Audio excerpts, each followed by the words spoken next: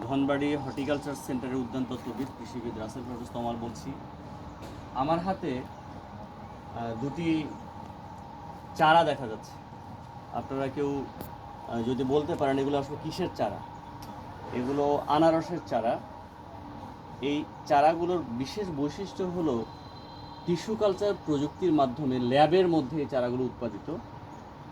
যে tissue culture প্রযুক্তির মাধ্যমে আমরা এই চারাগুলো উৎপাদন করেছি, এটা হার্ডেনিং হয়েছে এবং তারপরে আমরা এটা কৃষকের মাঝে ধনবাড়ি হর্টিকালচার সেন্টারের পক্ষ থেকে আমরা প্রদর্শনী হিসেবে মধুপুরের যে কৃষকরা, যারা আনারস চাষের আনারসের রাজধানী বলা হয় মধুপুরকে, সেই মধুপুরে আমরা নতুন একটি জাত, যেটাকে আমরা বলছি MD2, এই MD2 সুপার সুইট জাতের আনারসের টিস্যু কালচারের মাধ্যমে উৎপাদিত চারা টিস্যু কালচার ল্যাবরেটরি কাম হর্টিকালচার সেন্টার স্থাপন উন্নয়ন প্রকল্পের মাধ্যমে, যেটা মাদারীপুর হর্টিকালচার সেন্টারের যে ল্যাব আছে সেখানে এটা উৎপাদিত হয়েছে এবং সেখান থেকে সরকারিভাবে আমরা চারাগুলো পেয়ে এগুলো কৃষকের মাঝে আমরা বিতরণ করব এবং মধুপুরে এটা সেট হবে। এই আনারসের যে বৈশিষ্ট্য, এটার সবচেয়ে বড় বৈশিষ্ট্য হলো আনারস এটা এক্সপোর্ট কোয়ালিটির। কেন এক্সপোর্ট কোয়ালিটির?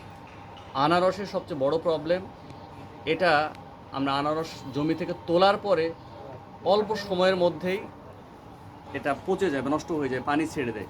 কিন্তু এইটা শেলফ লাইফ বা আপনার হারভেস্ট কতদিন ভালো থাকবে সেটা হলো 1 মাস সর্বনিম্ন।